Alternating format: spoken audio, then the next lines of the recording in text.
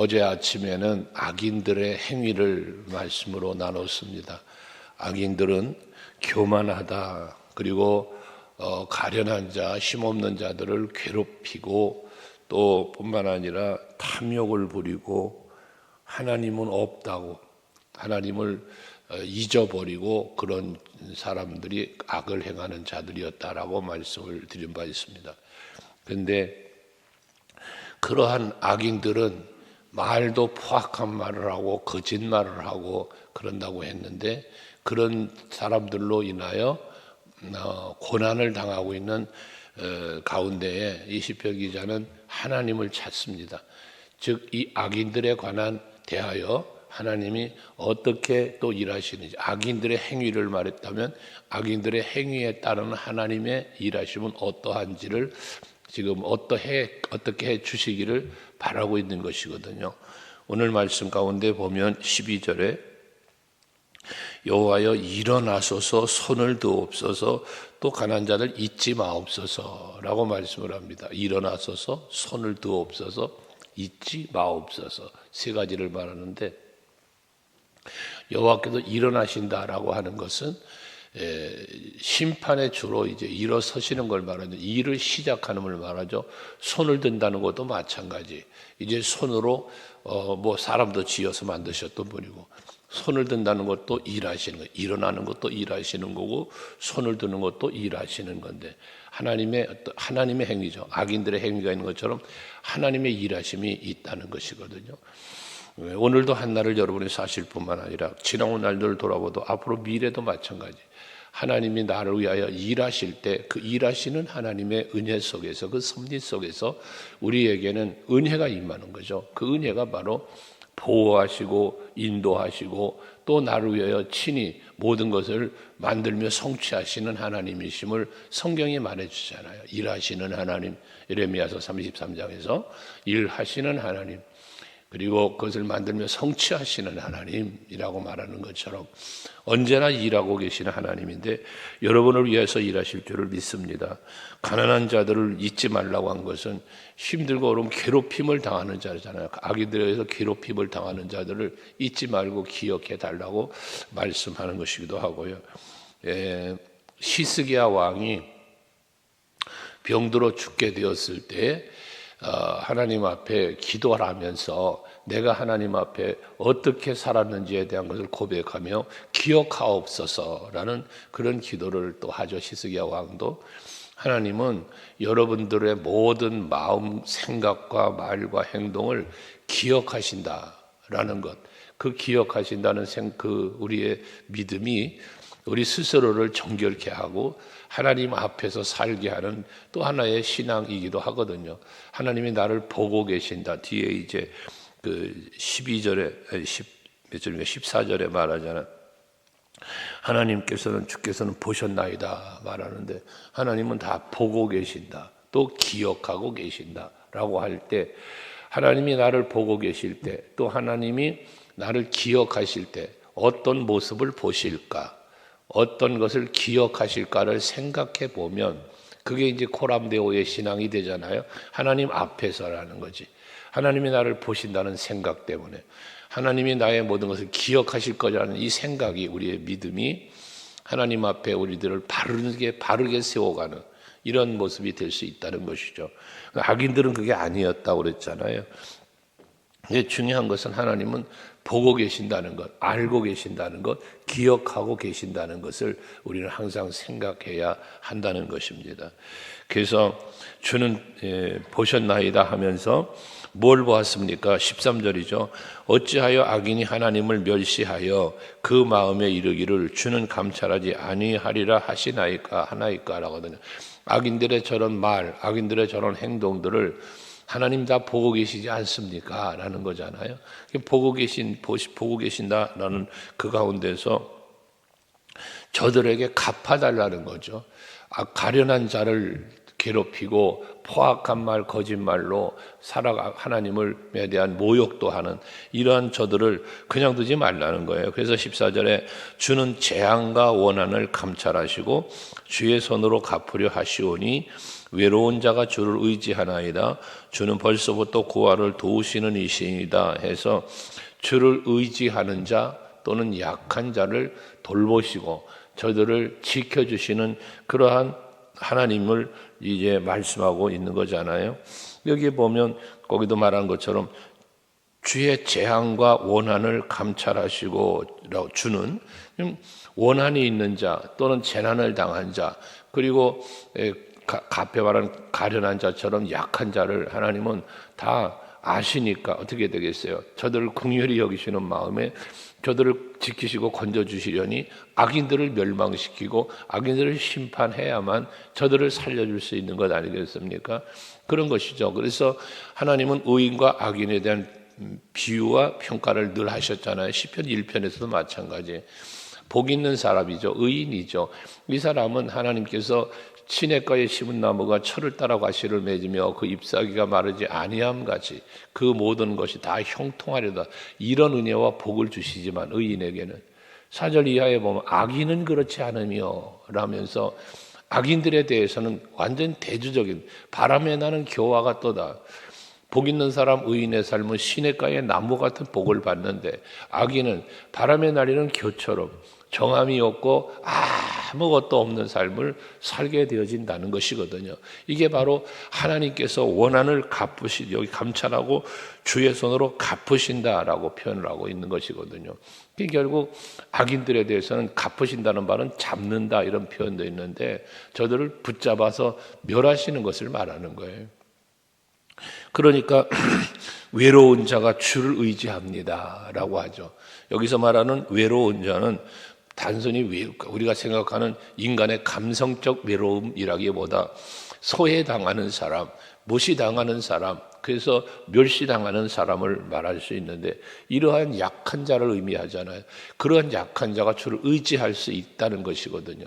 왜?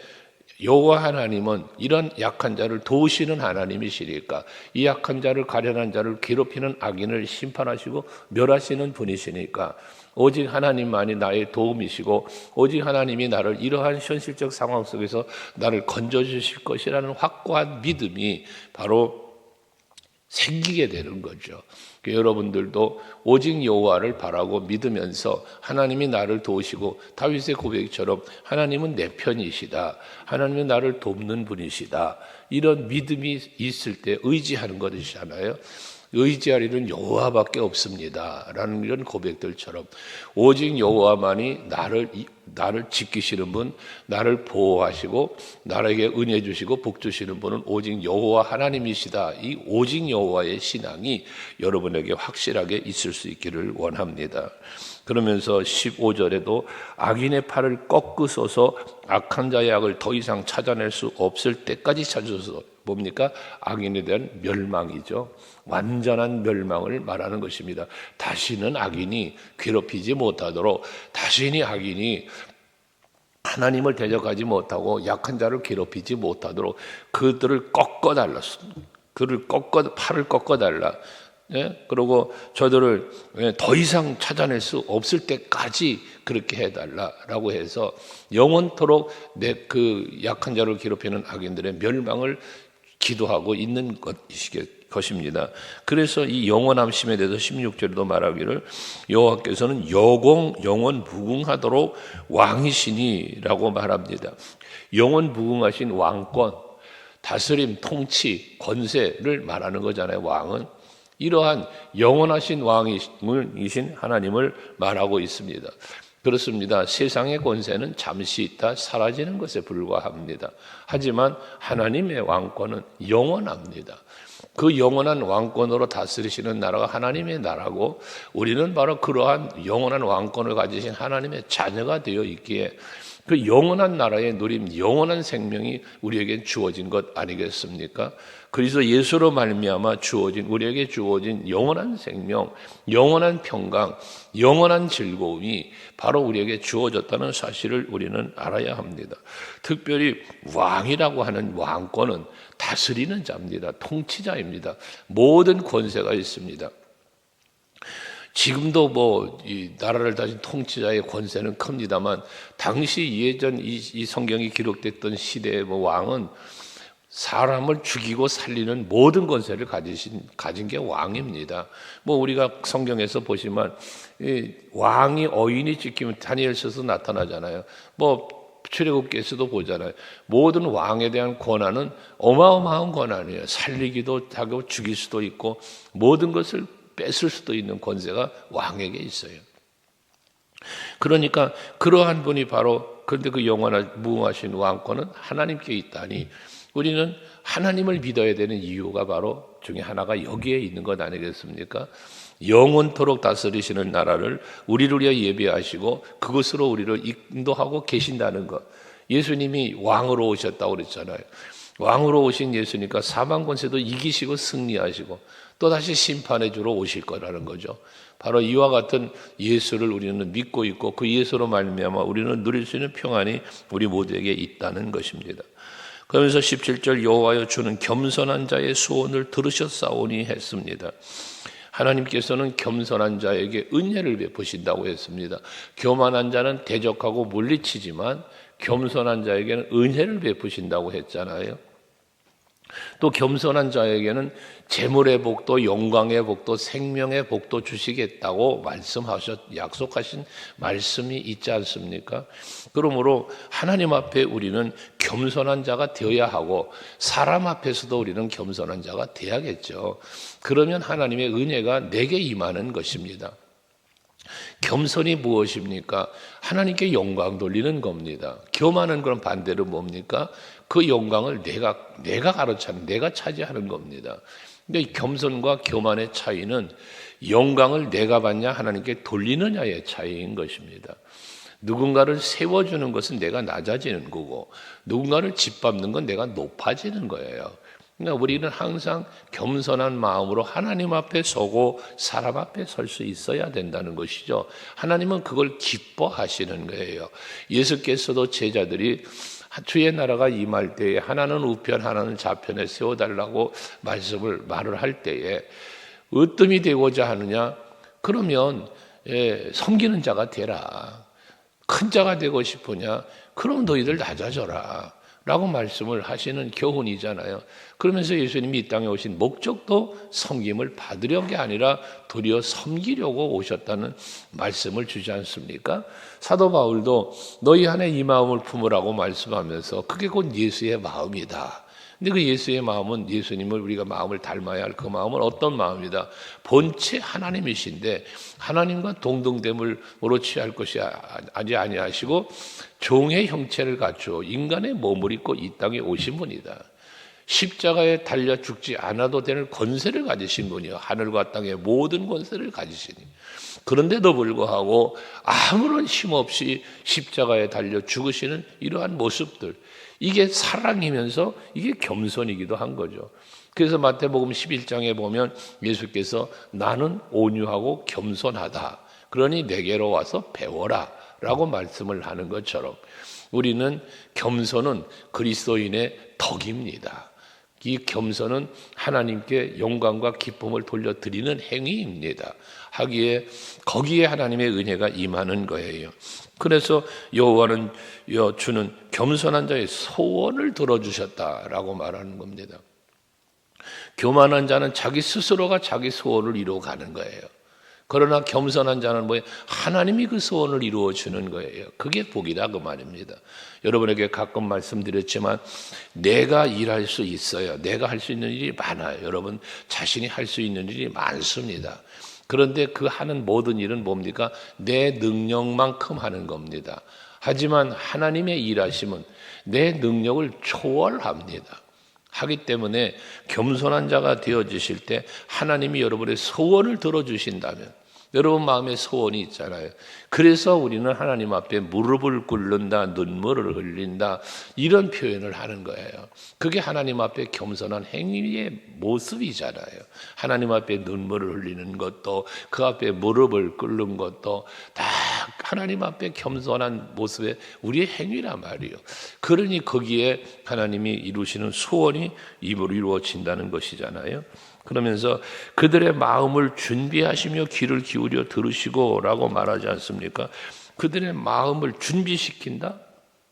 이거를 견고하게 한다는 뜻도 가지고 있는데, 그러니까 마음을 견고하게 하고 준비시키고 그러면서 소원을 이루어 주시는 거예요. 그를 귀를 기울이신다고 했으니까요.